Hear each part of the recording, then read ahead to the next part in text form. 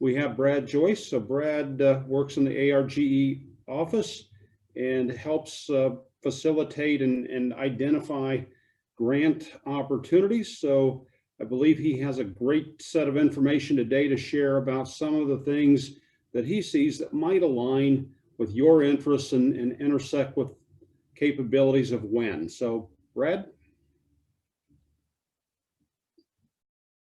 All right, can you see my screen okay? Hope so. Yeah, you may want to put it in presentation mode. Yeah, I was trying to. All right, there we go. All right, so thanks everybody for joining me. I'm going to take a few minutes today to talk about finding some external funding opportunities for your WHIN collaborations.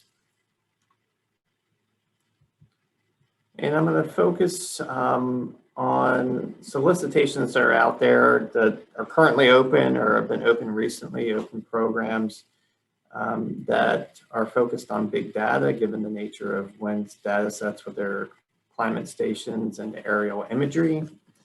I'm also going to touch on some general funding opportunities that cut across various domain areas in food and agriculture.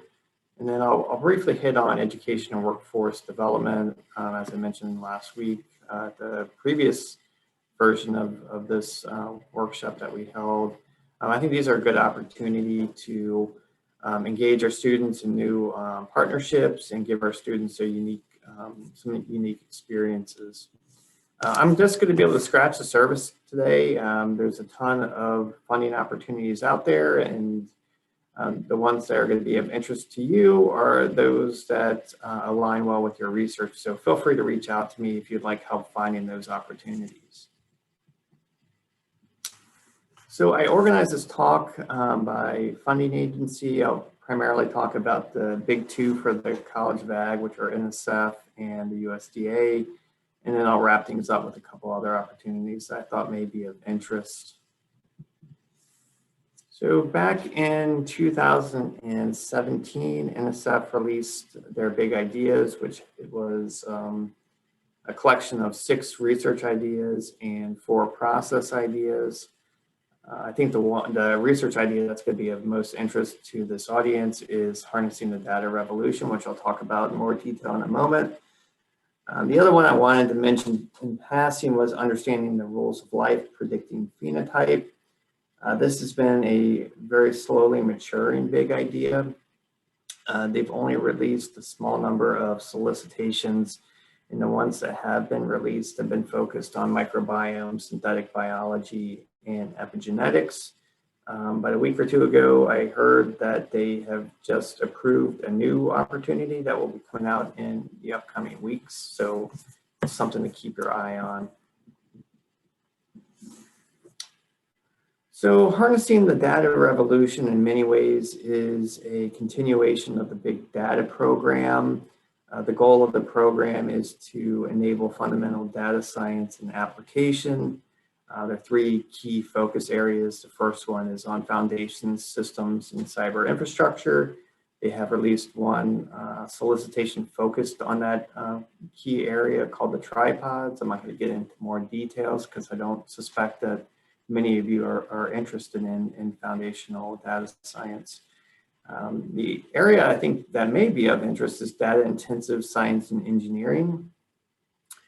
The first 2 solicitations that came out in this area were the Ideas Lab and the Frameworks, which were both pilot level institute conceptualizations. These were 2-year projects with a budget of $1.5 to $2 million. It's worth noting that Carol Song in research computing at Purdue was awarded one of these frameworks projects. So she may be a good person to get in touch with if you're thinking about applying for an HDR project. The Ideas Labs and Frameworks have since grown into a larger, broader opportunity called the HDR Institutes.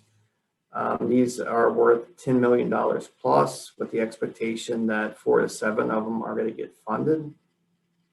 Along with the increase in budget is the expectation that Your team will engage multiple new science and engineering communities, along with experts in data science and cyber infrastructure. They've also released an education and workforce solicitation called the Data Science Core, and also a centralization coordination hub. So moving on, if you're interested in securing the collection, storage, and sharing of massive data volumes, there's a number of opportunities out there. I'll just mention these briefly. These are out of the Directorate for Computer Information Science and Engineering and their Office of Advanced Cyber Infrastructure. I have 3 of those programs listed here. They, in many ways, overlap. They're very similar opportunities. So if you're going to go in that direction with your research, make sure you read those opportunities carefully. And it would be probably a wise idea to consult with program staff before deciding which program to pursue. Also within SICE is their cyber infrastructure, cyber physical systems program, which has a number of thrust areas. This particular program, they've connected with a number of partners and other federal agencies and organizations. This includes NEFA. There are 2 NEFA NSF partnerships on the CPS program. Those are smart and connected communities and real-time agricultural data analytics and control. For the smart and connected communities, these could be for urban agricultural technologies and systems or agricultural systems for rural communities. So both urban and rural. They gave some examples in the solicitation, which I'll read off real quick. They included control systems and sensors to manage controlled urban environments, integration of renewable energy systems and sources in high efficiency lighting, and new connectivity paradigms and applications. The real-time agricultural data and analytics and control thrust is pretty much what it sounds like. They're looking for projects that will extract actionable information and provide real-time decision-making. The CPS program comes in 3 different flavors: small, medium, and frontier. With this current fiscal year, there's the expectation that the small and medium-sized awards are going to go to a no deadline policy, but I have not seen that confirmed yet, but expect that that will be the case. The frontiers will continue to have a deadline, probably on an annual basis. Another interesting NSF USDA partnership was in a solicitation that came out this year called Signals in the Soil, which had a $1.2 million max budget. They were seeking convergent research that transforms existing capabilities in understanding dynamic soil processes through advances in sensor systems and modeling. The priorities were to design, develop novel sensors for biological, chemical, physical interactions and parameters, and using that data for cross-disciplinary modeling. There's also a focus on data transmission and analysis, as well as cyber infrastructure. It's worth noting here that if you are going to focus on sensor design and development and deployment, you must be able to deploy those sensors with minimal disturbance, and the sensors must be environmentally benign. The status of this program isn't clear to me. They have not re-released this solicitation yet, but for some reason I suspect that they will. The deadline this year was in May, so I suspect that we will see a new RFA released in the upcoming months. Another opportunity coming out of NSF is there was becoming a marquee program, their National Artificial Intelligence and Research Institutes, which have a large budget in the $16 to $20 million range. Like some of their other programs that I've mentioned, NSF is partnering with other agencies and organizations. For Theme 8, they partnered with NEFA. That particular theme is focused on AI-driven innovation in agriculture and the food systems. And the priorities in that particular theme area are precision agriculture, nutrient management, climate adaptation, food production and processing, and some others that I haven't jotted down. There's also a more basic theme on biology called AI to Advanced Biology. Based on the RFA, they're really seeking basic research questions for this particular theme. One of the things I should have mentioned on my HDR slide, and I don't think I did, is that for that particular program, one of the challenges is that you can only participate in one proposal, regardless of whether you're the PI, co-PI, or senior personnel.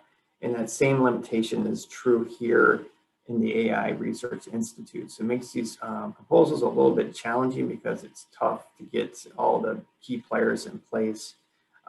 So if you're thinking about an AI Institute or an HDR proposal, make sure you're working on your team well ahead of the release of the solicitation. The other thing I think it's probably worth mentioning here is that in the funded AI Institute proposals, they've all been, or mostly, if not all of them, have been led by a data scientist. So keep that in mind as you're forming your teams. And I'll wrap up the NSF section and briefly discuss this Dear Colleague letter that came out a month or so ago. It's focused on conducting conferences, workshops, and other training events for students, researchers, or teachers, and really a variety of areas related to computational literacy, including big data, artificial intelligence, to name a few. This opportunity has an ongoing deadline. So I'm going to switch gears and talk about some calls coming out of the U.S. Department of Agriculture. And I'm going to start out with the Sustainable Agricultural Systems. It seems to be their signature program right now, or the one that seems to get the most press and creates the most amount of buzz. This program's goal is to promote transformational changes in U.S. food and agriculture by increasing ag production by 40%, while reducing the environmental footprint by 50%. The themes all match up or align with the USDA science blueprint, including ag intensification, climate adaptation, value-added innovation in food and nutrition translation. These projects must be truly integrated, so they have to include all three functions, research, extension, and education. And no one function can occupy or go over more than 2/3 of the budget. We're currently in our third cycle of the SAS program, with the deadline coming up for the letters of intent on January 7th. The full applications are going to be due on April 1st. One thing that's worth noting is that the letters of intent for the SAS program are really more than a letter of intent. In the past two cycles, program staff have only encouraged the top 15 to 20% of the letters of intent to move forward and submit a full application. I've worked on a number of these SAS applications, and I have a good sense of what they're looking for, some do's and don'ts. So if you're planning to apply for one of these, feel free to reach out. One of the nice things about the current cycle is that they're planning to fund 15 this year. Past cycles, they've only funded 8 or 9. I wanted to briefly mention the Foundation on Applied Science program. I'm sure most of you are familiar with it, but it is important for our overall portfolio for the College of Ag, so I wanted to discuss it. And there's also some notable changes this year. Starting out with the seed grants. NEFA has initiated a new seed grant program that's worth $300,000 for new investigators. The nice thing here with this seed grant is that not only is it a new pot of money to potentially get for new investigators, but they're going to be funding these, or they're expected to be funding these at a rate greater than 30%. There are also standard grants and new investigators standard grants. This particular year, the standard grants have gone up from typically $500,000 to $600,000, and the duration of these standard grants is usually in the 3 to 5 year range. It's also worth noting that some program area priorities offer additional funding for collaborations that include minority serving institutions and small and medium-sized colleges. And for one reason or another, USDA is deciding to stick with their primarily summer deadlines for the next 2 cycles. So if you do field work during the summer or do a lot of traveling and conferences, make sure you're working ahead of the curve.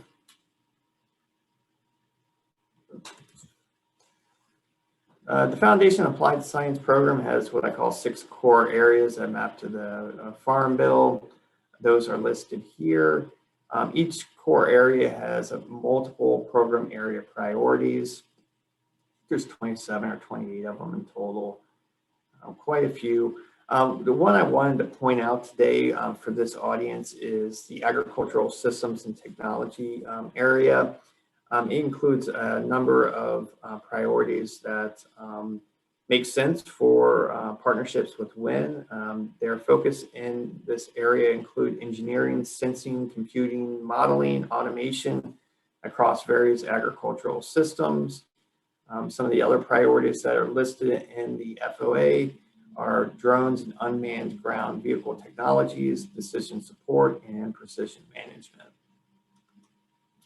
In addition to those 6 core areas, they also have a cross-cutting program that has 5 program area priorities. Those are listed here. I'm going to briefly discuss 2 of them. First, the data science for food and agricultural systems is one that may be of interest. It has 3 thrust areas. The first is analysis of big agricultural data. Second, connecting multi-scale, multi-domain, and multi-format data. And third, ag applications and human technology interactions, including decision support tools. It's worth noting that the DSFAS priority area is also really interested in AI and machine learning, particularly with regard to monitoring, analytics, and automation. Next is the interdisciplinary engagement in animal systems. The IDEA's priority area also has 3 themes. First, precision animal management. Next is environmental synergies of animal production. And third is societal aspects of animal welfare. It's worth noting too is that I have a number of templates and outlines for your foundational and applied science program. I've worked on these many times over the years and have carefully refined what I think is best practices in terms of grantsmanship. I'd be happy to share with you those templates. If you have any interest, feel free to contact me. And then I thought I would touch again on education and training. USDA has a number of opportunities, again, where students could get some unique experiences with regard to getting some leadership skills or mentoring outside of the academic environment, or even getting some hands-on experience. We've had a lot of success this year with some of these education and workforce and development programs. Some of them specifically call for training students and the ag workforce in big data or digital agriculture. So this is certainly an area where we could exploit some strengths that we have here at Purdue and with our WHIN partnerships as well. Briefly, I wanted to touch on the Foundation for Food and Agricultural Research. Simply because I think this agency is somewhat overlooked by some of our faculty. FR is a unique public-private partnership with half the money coming from federal dollars and the other half from private partnerships. FR revamped their 6 challenge areas 2 to 3 years ago, and they're listed here. In many ways, these challenge areas overlap with some priorities at USDA. But FR does like to fund some gaps in USDA's research portfolio, so keep that in mind. They have 2 signature programs in my mind, the Seeding Solutions and the New Innovator Award, but they also periodically release other RFAs throughout the year. And the North Central region for SARE, the Sustainable Agricultural Research and Education, has a grant program with multiple components. I've pulled out 2 that I've listed here that I think may be of interest. The Research and Education program has a $250,000 max budget. And these projects are for exploring and promoting environmentally sound profitable and socially responsible food and fiber systems. There is a strong outreach component that's required, as well as end user involvement, ideally throughout the inception and project period. Again, a good way to leverage partnerships through the WHIN network. There's also a partnership program that has a little bit of a smaller budget with a max budget of $40,000. This particular program requires you to have at least 3 collaborators that are farmers or ranchers. And these NCR SARE grant opportunities open up during the latter part of the year. They typically have fall deadlines. I believe the deadlines for this year have passed, but you'll see these again next cycle. There's a number of other opportunities out there for your WHIN collaborations. I listed a number of others that I considered putting into my presentation, but I didn't include them due to time constraints and various other reasons. Again, this is just scratching the surface. So I have hyperlinks embedded throughout my presentation, so you can quickly go to the various opportunities and click on them to find out more information. But you can also contact me if you have any questions. Here's my contact information, and if you have any questions, I'd be happy to try to field those. Thanks, Brad. So if you've